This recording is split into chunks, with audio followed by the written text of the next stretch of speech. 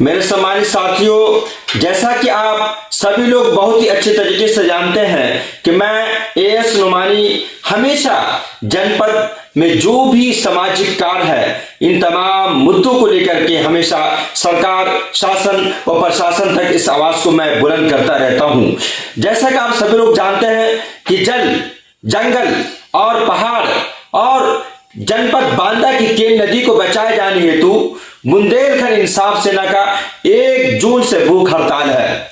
जैसा कि आप सभी लोग ये भी जानते हैं, जनपद बांदा की केन नदी में बढ़ते अवैध खनन, बेकाबू वायु प्रदूषण और भीषण गर्मी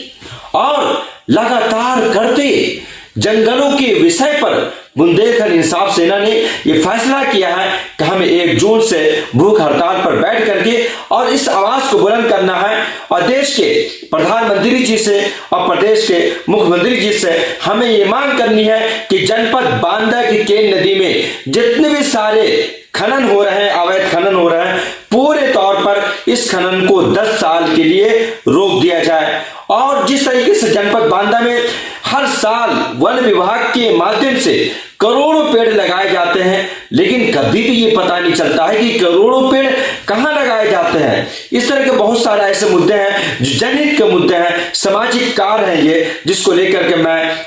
1 जून से बांदा के अशोक विहार पर बैठ रहा हूं। आप सभी जनपद वासियों से हाथ जोड़ के निवेदन है कि आप सभी लोग इस आवाज को, जिस तरीके से जनपद बांदा में जो एक भीषण गर्मी है, और ये गर्मी क्यों है, एक बड़ा सवाल है, जो जिस तरीके से जल, जंगल, पहाड़ और केन नदी में जो अवैध खनन हो रहे हैं, जो जंगल का जो कटान हो रहा है, इन तमाम मुद्दों को लेकर के मैं इस मुद्दों को लेकर के भूख हड़ताल में बैठ रहा हूं। आप सभी से अपील है कि सभी लोग हमारे भूख हड़ताल पर आकर के अपना कीमती समय दे करके इस आवाज को सरकार, शासन और प्रशासन तक पहुंचाने का काम करें।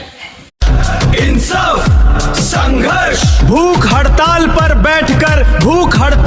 बैठकर बांदा की तपती धरती की आवाज बुलंद करेंगे। अब एएस नोमानी, बांदा बचाना है तो पेड़ और केन नदी व पहाड़ बचाने होंगे। एएस नोमानी के साथ, एएस नोमानी के साथ। पेड़ बचाओ, पेड़ बचाओ, जीवन बचाओ, पेड़ लगाओ, जीवन बचाओ, पेड़ बचाओ, जीवन लगाओ, पेड़ बचाओ, जीवन बचाओ, पेड़ लगाओ, जीवन बचाओ, पेड़ लगाओ, जीवन बचाओ, पेड़ लगाओ, जीवन बचाओ, पेड़ बचाओ, मास्क हटाओ, पेड़ बचाओ, मास्क हटाओ, पेड़ बचाओ, मास्क हटाओ, पेड़